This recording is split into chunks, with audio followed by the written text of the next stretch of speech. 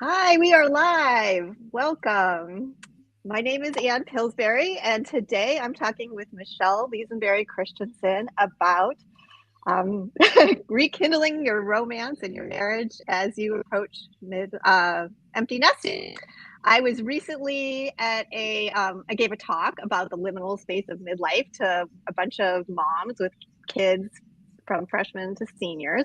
And one of the transitions I spoke about was the shift in your marriage. And I got so many questions. It was a really, really hot topic. And so Michele came to mind. So I invited her to come and talk to us. So here she is. And Michele has helped thousands of couples create legacy love since 1997. And she draws upon her master's degree in psychology, practice as a teacher and student of yoga, brain science, and her 22-year marriage to help couples create deeper intimacy, delicious sex, and fulfilling partners so they don't have to settle for a pretty good marriage. So welcome, Michele. Thank you.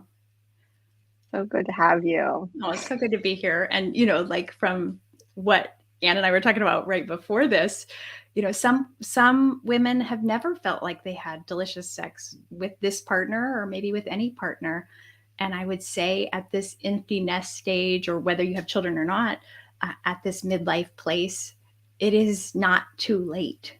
There are lots of ways that a woman's body and mind and spirit, when we start to go, I'm in this like flirting with menopause, perimenopausal place. Yeah. And there's lots of changes that happen that actually make us more available to our sexual selves and what we really want and our voices. So there's lots of hope for that kind of turn on and a really wildly alive life in your body and with a sexual partner or more than one, if that's your thing. That could lie before you, even if it doesn't lie behind you. Well, and the thing that is so awesome that you bring this up is that culturally we're told we're supposed to disappear as we age and go through menopause, that our sex is awful. And that, I feel like we're just getting started. That's right. Yeah. Our culture, absolutely. Like older women are supposed to be invisible, and women in general are supposed to be, kind of the longer term, older cultural stories. And we're rewriting those, but absolutely claiming our voices and claiming that, I'm sexy with silver hair, for instance, that's inner work that we each get to do individually, so that, I'm 49 today and I feel like I'm just getting going. Knowing who I am as a woman and a person and a creator and a sexual being. And we get to do that, but we've got to claim it, because there is a narrative that will just take us over if we want to. That's like, oh yeah, shut up, close up shop. Game's over. Let the cobwebs grow. Right. And we're only 50. We're living, or I'm 54, but still I'm going to be, around for hopefully well into my 80s or 90s. So, I'm not ready to close up shop yet. Yeah. Or longer. Who knows? I just recorded a podcast episode called The 100-Year Marriage, just to kind of kick your imagination into gear. Like, what if you were going to live way beyond 80 in full health? Not just your lifespan, your health span could be even longer than that, because we're getting the technology to not just like prop up these dusty old bones, but truly like stay in this range, the 40 to 60 range of what we have thought of in terms of our wellness, our sexual wellness, our vitality, our energy, our mobility. What if you could keep this and this brain and keep getting wiser and wiser and stay active and continue to travel and have sex and write things and make things? Let's do that, right? Yeah. And if that's the case, well, and what an incredible impact we can have if that's true, right? Not only on the world, but in our families and our grandchildren and great-grandchildren. And it's kind of an exciting thing to think about. Well, and what's the thing that's not exciting? For a lot of women, they're like, shit, really? So I have to be with this dude in the way we have been? No thank you. I said yes for life, but let's keep life down to a dull roar. Please don't say I have another 70 years of this or some deteriorating version of this. And so I really am on a mission to help women see that if you envision something way better, and if you kind of cringe at the thought that like, oh, is this as good as it gets? This back burner marriage I've been doing, I don't want it. I don't want more and more of that. Well, that vision is life's invitation to you to call forth something new in yourself and in your partner, because way more is possible for sure, for how you interact with each other and for how you get to be in the world. But you got to claim So, it. how do you do that? You have an image of your marriage in one thing, and I think sometimes there's like a little bit of even like fear, hesitation to try to have a vision of something more because you can't see how that could really happen. You know what I mean? You're kind of grounded in this story of what you've been as opposed to what you could be because you don't know how you would create that. Yeah. So there's a lot of levels that we have resistance or fear to that on. And let's just talk at the most basic level first about change. The brain is the biggest, one of the biggest organ. I guess the skin's the biggest organ in our body, but the brain is the most energy hungry organ in our body. And it feels badly about that. Like, sorry, I'm such a gas guzzler. Yeah. So try to conserve calories by repeating things, by keeping stasis in terms of its own development. So change, consequently, feels lousy. When you're laying down new myelin, when you're building new brain cells or new tracks in your brain, you're suffering. It feels a little bit bad. But if we can start to recognize, like, oh yeah, this is positive suffering. This is positive stress, this learning thing I'm doing, this trying something that isn't my default yet. Then we can start to see like, oh, okay, I can make changes. And they do get easier over time. And that discomfort that is my brain just trying to conserve energy subsides as I continue with practice. Then we get better at changing within ourselves. And then change itself feels like less of a threat. And then we don't feel so guilty inviting other people into change processes. So I think you're alluding to something here that I want to touch upon because you talk about this a lot. If you want to change in your relationship, it starts with you, right? Like your husband doesn't even have to be on board, or partner, or it doesn't even need to be on board yet, right? In fact, it probably it's not necessary at first. Talk a little bit about that. Yeah, it's not necessary. And the place where it can be really counterproductive is if we say, I want more, and the reason I don't have it is because you're the problem. Right. Nobody wants to hear that. That is not going to call anything good forth in your partner. But if instead you say, I think I've been blessed with a vision of what's possible for us, and it makes sense that you don't see it yet in the way I see it. And I'm going to look for how I can single-handedly give us that initial movement forward, the initial momentum that we might need. There's a saying, I forget her name, that said it, that wrote it. Even God can't steer a parked car. You got to get in motion before you can really start heading where you're going. So you get to take the first actions. You get to, and the other great saying is nothing changes until something changes. So if you start to look at, here's the dynamic. Our marriage is on the back burner. We often don't turn toward each other sexually, or only when ... So here's what I could do about that. Here's what would make me more interested in that, for instance. Like if I take a shower before bed, then I feel like clean and relaxed and happier. Different than if I just hopped in bed without it, just as a simple example. That's very G-rated, right? So, there's lots of things that, I would want it if, and so start to think about that. What are the things that I have some power over that would increase my turn on, my interest in closeness? If it's been a long time, you're just out of practice. And so back to that, like, discomfort of newness.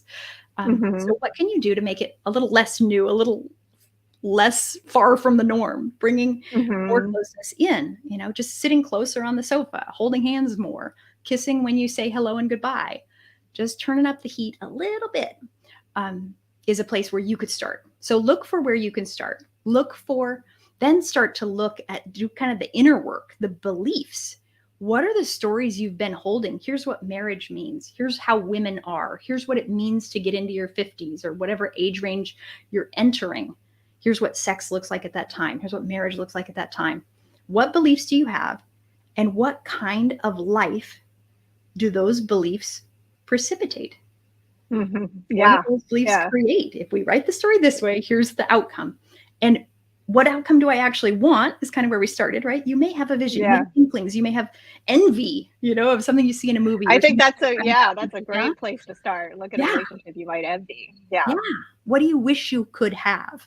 And what kind of beliefs would you have to hold for that to manifest? Mm-hmm. What would you have to think differently about? And here's the thing, like when I say beliefs, how they might feel for you is truths. What are you certain of right now about yourself, your husband, your body, your age, your kids, your family, whatever? Well, we can't have that because is kind of probably how it's going to live for you. Yeah. And so find those certainties, but loosen your grip on them a little bit. And this is what I know Anne does as a coach, and I do too, is like we help people turn these things that feel like concrete into putty, where we go, oh wait, that's not just true. That's the belief I've been holding. And so what belief would serve me better? And how can I start to practice it despite the fact that that's uncomfortable at first? Right. And that's why it's important to have that vision piece of it, because that gives you the place to start working towards and then shift those beliefs where they are.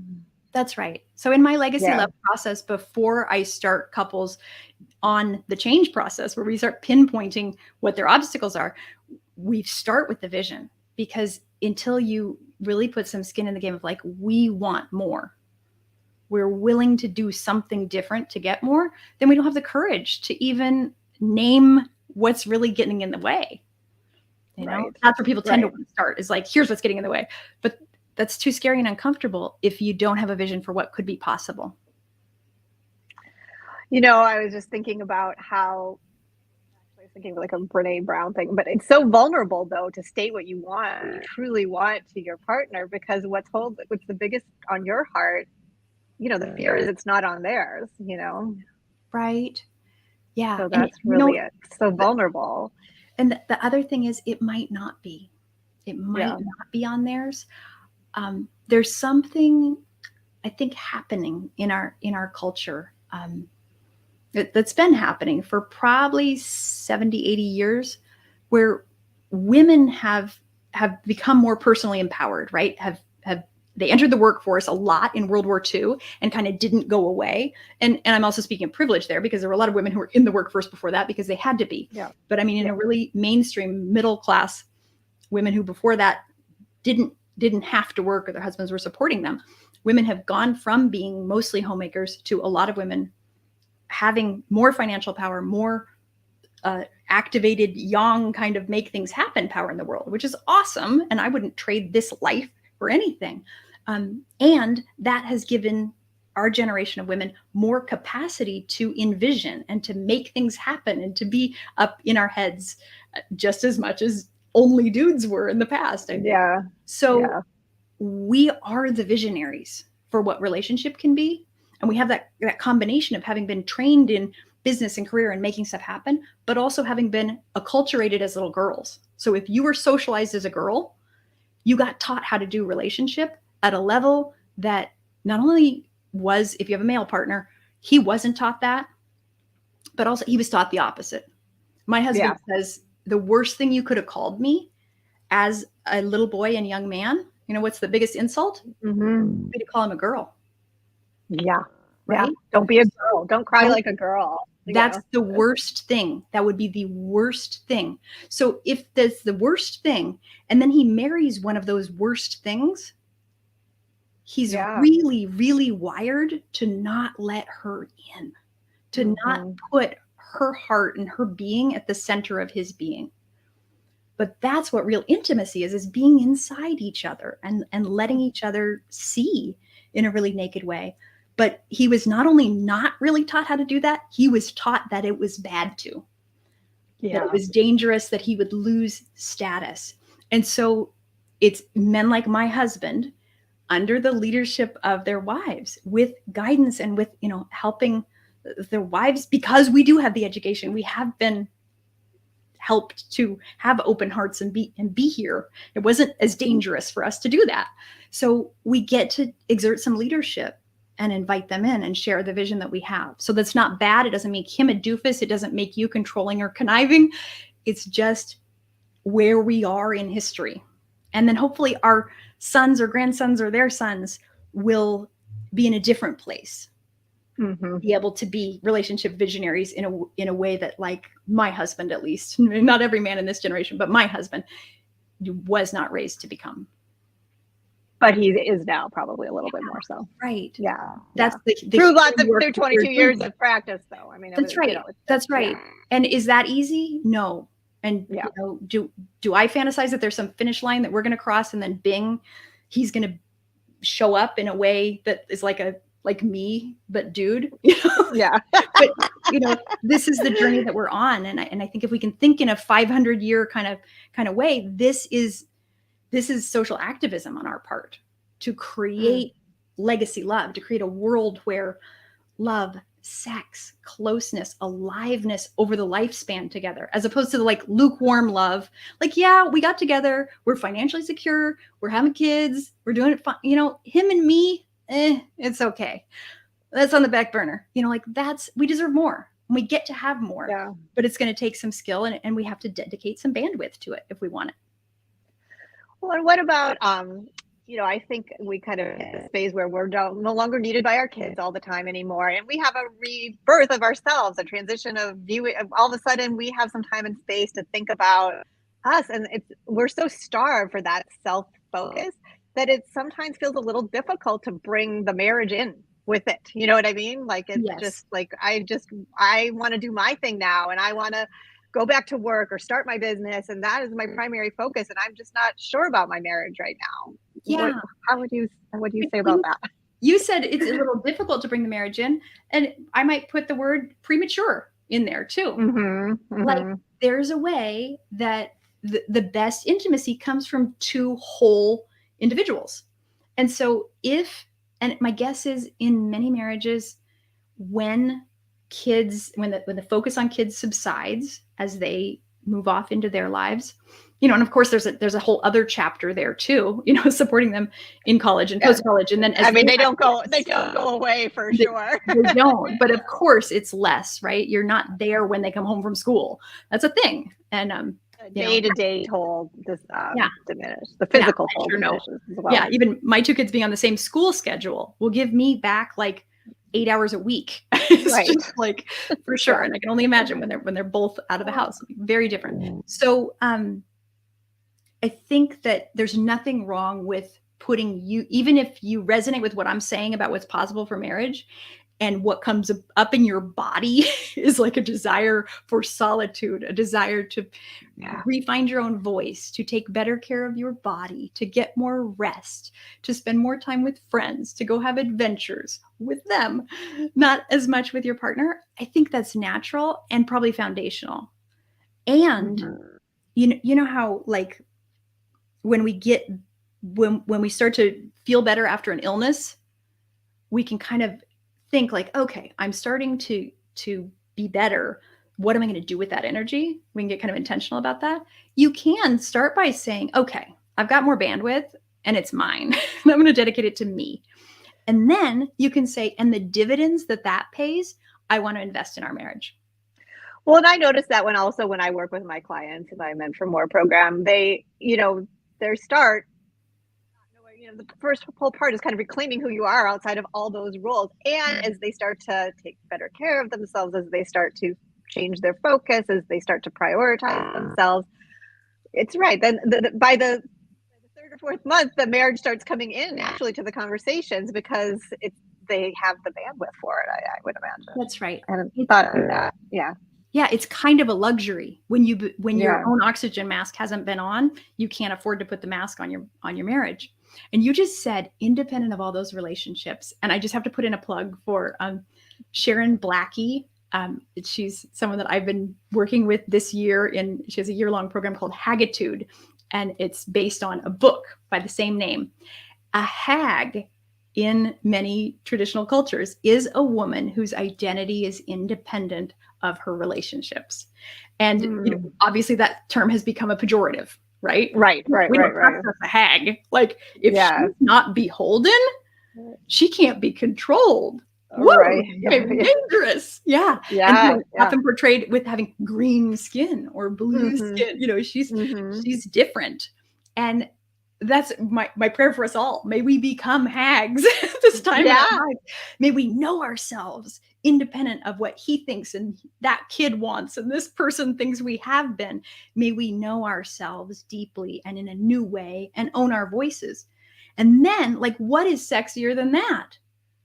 A woman who with breasts that don't do what they used to do, you know, and a vagina that doesn't lubricate the way it did, but that still has its own hungers and its own response to touch. Like, that woman is so delicious for herself and for whoever she invites into that space. But yeah, we got to like do our adventures to own that first. So, you know, I think also we kind of think, oh, well, I want that marriage back that I had when we first met each other. Yeah. We're very different people now. So having a different vision probably makes more sense. Like, because do you really want to go back to that person that you were 25 years ago? Yeah. Would you even fit in that box today? Yeah, exactly. So, and I guess when I think about it, it also can be kind of a, exciting idea to experiment and explore together, to make it a game, to make it fun. You know, like, how can we rediscover each other and our interests and our lives in a gamified or fun kind of way without so much pressure? Yeah, you know, and you say game and I think of curiosity.